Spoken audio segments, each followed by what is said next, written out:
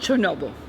I was doing hyperbaric medicine in Zemun, former Yugoslavia, when Chernobyl happened. And because my background is Ukrainian and Polish, I went there in order to be able to see whether I could help. The World Information Transfer is basically responsible for disseminating factual, scientifically researched information on the relationship between environmental degradation and human health. I began the organization. I was at the United Nations before that as part of the NGO affiliate, but in 1987, I started World Information Transfer. It was registered as a non-for-profit, non-governmental organization.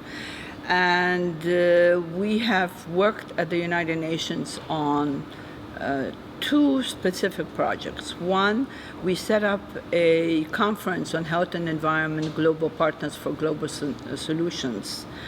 We started that in 1992, and this is our 25th conference.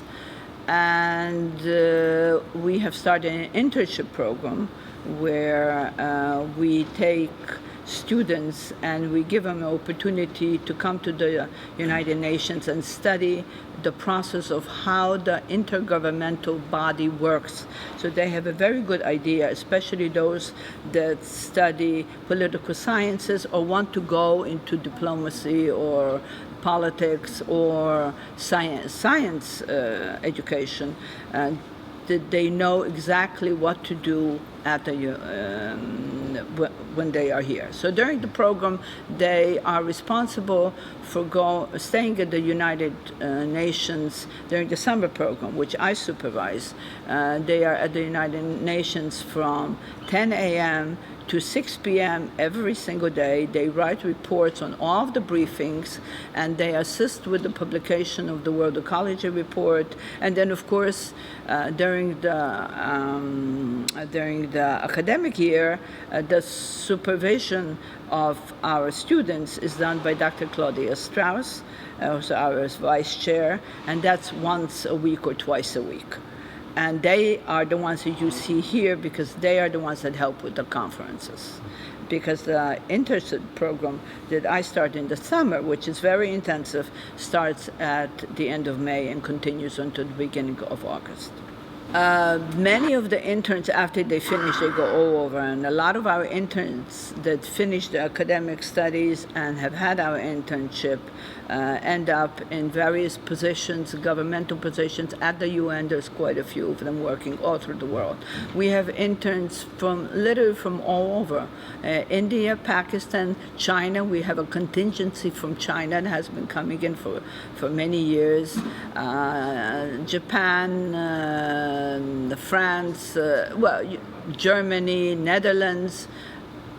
They're pretty much from all over. They apply, they go through a rigorous, we are very careful who we select because I do not like to waste my time with people that are not very dedicated and are not very bright.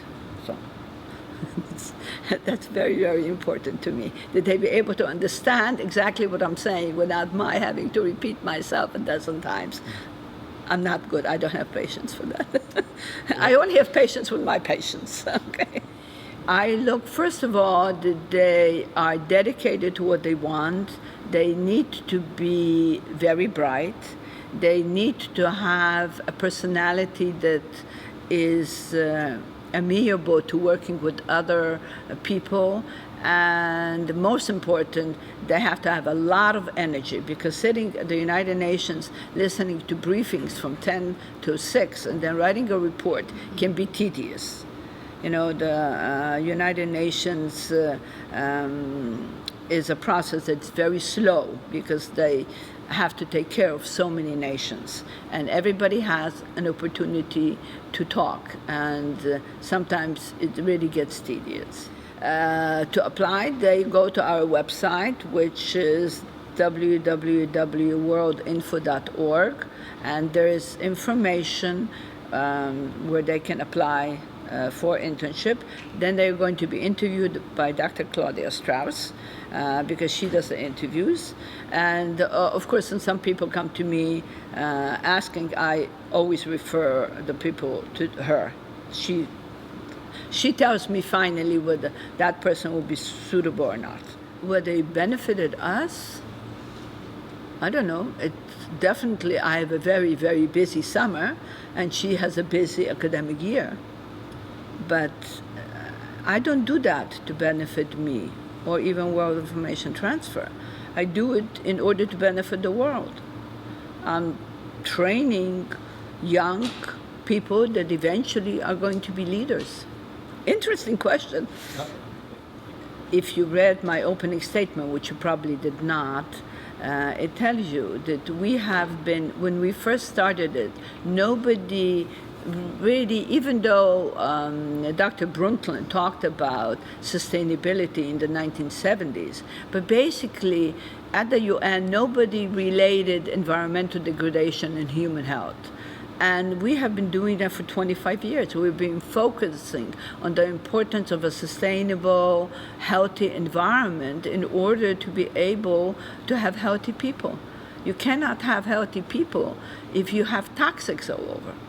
It just doesn't, it does not, well, I'm sure Dr. Hansen told you the same thing. You have to have a healthy environment for healthy people to grow, and you have to have a sustainable world in order to be able for the human species to survive, and for all the animals and all the fauna and flora.